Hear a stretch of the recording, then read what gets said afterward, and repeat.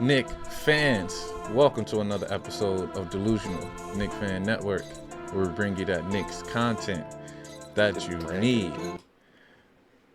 7 in a row. It's only fair that we rocking that number 7 compound. Knicks go for 7 in a row, 109 to 106 against the Pacers. This game for me was like a playoff style back and forth. Much needed victory, only for morale, only for boost, only for enlightenment, and to kind of solidify that my Knicks can bang and my Knicks can hang. Once again, the mid three, as we're calling it in the Knicks world, come through. Each Barrett, Brunson, Randall. I apologize, guys. I truly apologize. I was ready to cut ties with a couple of my fellow Knick players. But we're showing up, we're showing out, and we're balling. And we're balling. Let's start off with Mr. Calm, Cool, and Collective, Brunson. Remember early in the year, we're like, yo, Brunson is the man. Brunson is most improved. Now I'm like, Brunson literally going to get most improved. He's probably going to get an all-star bid, him and Julius, or one of them. Somebody's going to the all-star game. Look at what we're talking about. A Knick player in the all-star game. It's going to happen. It's just who? It might be Brunson. But I have a feeling it's going to be this next man, Julius, who's been on a tear. I've already signed my Julius apology slip. I sent that out.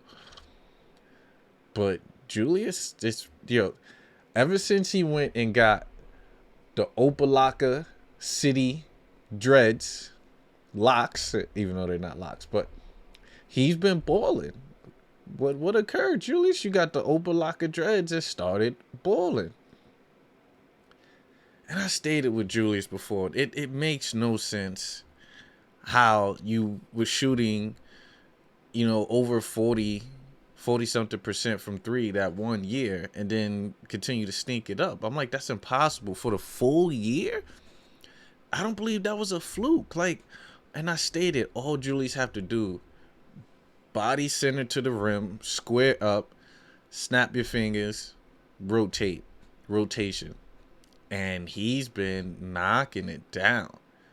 Like, I'm truly impressed. And when Julius is playing like this, organization don't know what to do. So we're going to be stuck. We're stuck with Julius. We're stuck with Julius. And if he continues to play like this, is no problem. You got to understand, Knick fans, we're going to rock with you when you rocking. But if we know that you're not playing to your ability, that's when it's like, hit the road, Jack. We know you're capable of this every night, Jules. Even though you still have some bonehead plays of getting double teamed and throwing it away, and you brought the spin mobile back out, and that was a turnover. But we could live with that. Why? Because you hit the clutch free throws down the stretch. Off the pick and roll, you switched, you played defense. You contest the shot, didn't give up a foul. We were able to grab the rebound. Then you've been hustling on your rebound. So this is what we know Julius can do.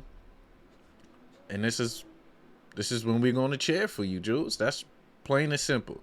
You play great here, play to your abilities that we know you can. We're going to support you. We see you lacklustering on the court, not putting the effort in, not putting the time in to better yourself. We're going to say it.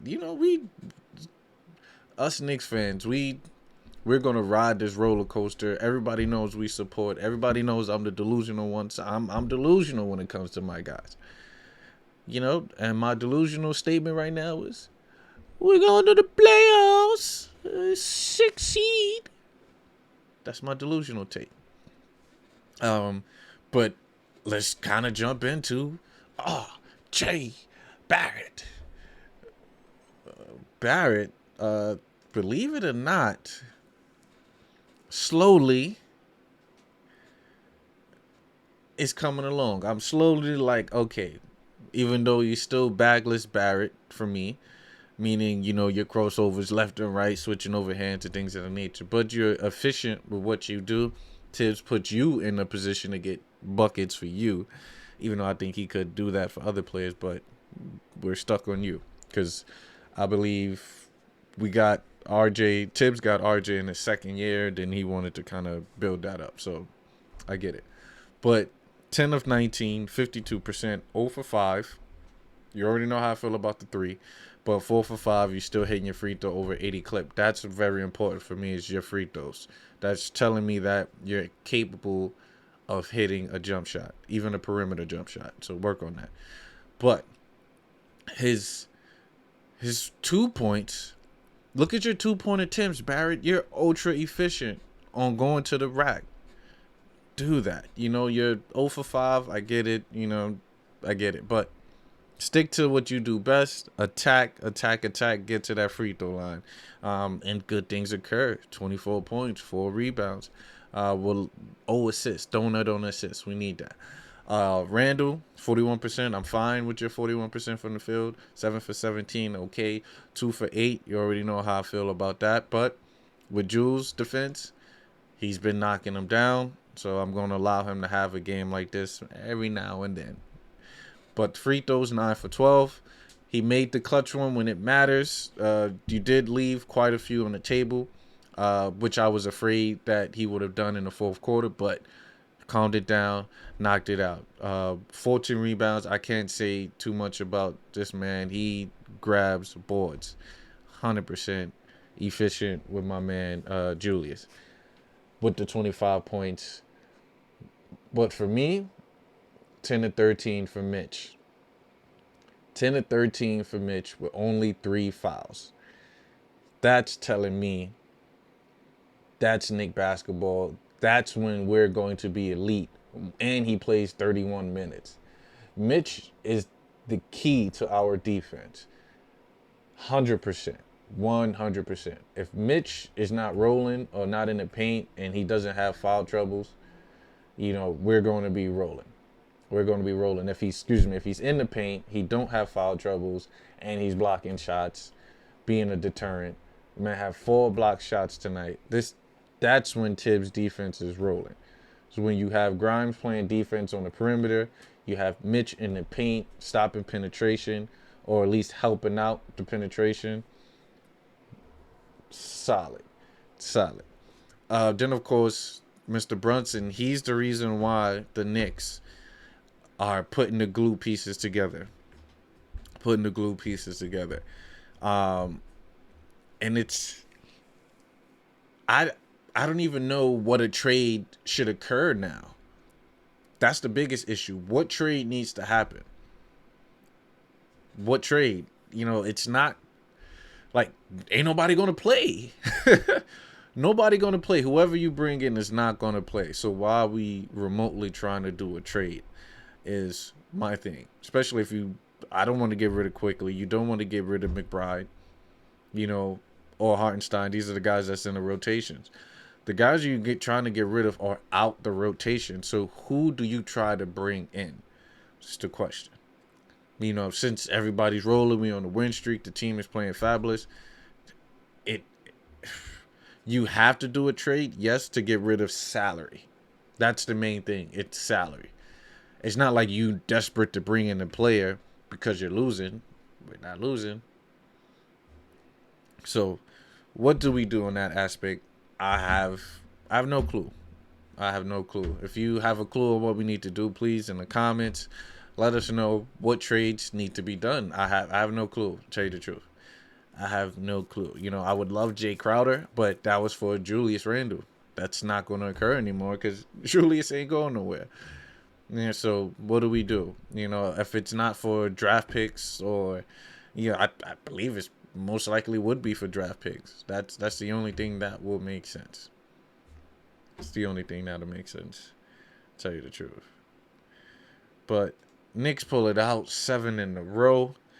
Fabulous game. I didn't do the second Bulls game because I'm like, you already did the first Bull game, so I figured it's going to be similar, and we pulled it out and got the win. So I kind of stayed away from that. But this Indy game, I'm like, we lose, I was going to take the day off, and drop a weekly recap for tomorrow. But we got the dub tonight, which was important. Why? Because we needed to stick it to Halliburton. We need to show these East Coast teams that we're about it. My Knicks about it. Knicks got me naming old Master P's tracks. But we're about it, 100%. And look at the standings here. Knicks 17-13, still sitting in 6th place. This feels good. Literally 4.5 games out of first place. 4.5 games out of first place. But it's going to be tight because, look, you still have Miami at 16-15 behind. You still have the Hawks over, at 500 at 8. We beat Indy, who's potentially could be in the play-in. We have Toronto coming up this week. So these, like, Knicks, this is the time to get it rolling. Show the East Coast we about that life. Tell them we're about that life. Let's see what's the week ahead. We have the Warriors on Tuesday. And it's crazy. Today, you have, what's the name, put up crazy numbers. Jordan Poole. They won today. I think Poole put up a career high. I think it was like in the 40s. So, Grimes, I'm going to need you to lock Poole up. Curry's out with an injury. Once I saw that injury, I'm like, oh, man, don't they play the Knicks? Guys, I don't wish injuries upon anybody. But if a star player can, get an injury and sit out, by all means, take your time, get speedy recovery. But I'm like, oh, man, Tuesday can't hit quick enough. But let my guys rest. But, yes, we have the Warriors on Tuesday with no Steph Curry. So now you have to worry about Jordan Poole, Klay Thompson, and Draymond still. I feel good about our chances at the Garden on TNT. I feel good about that. Then, of course, we have the Raptors, who's also in the playoff spot. In the play-in, rather. So these are significant wins. And then also they're in our division. Get it done. Friday, Chicago again. Felt like we played Chicago. Can we go for a Chicago sweep? It's possible. But then the biggest game of the week for me is our Christmas Day game at 12 against James Harden and Joel Embiid. That game is the game of the week for me. It's going to be sweet. It's going to be a good week for my Knicks. Definitely going to be a good week. Knicks 17 wins. We could end the year with possibly going into the new year over, I want to say over 20, let's see if we got 17, 18, 19, 20, 21, 22, 23, with over 21 games. 21 games. We're going to go into the new year with 21 games. Let's go, Knicks. Appreciate the. Thank you for rocking with me. Deuces. Gonna do it if I say so. I'ma do it for the pesos. I fell in love with the bass load. I fell in love with the bass load. I see the ox staying playing.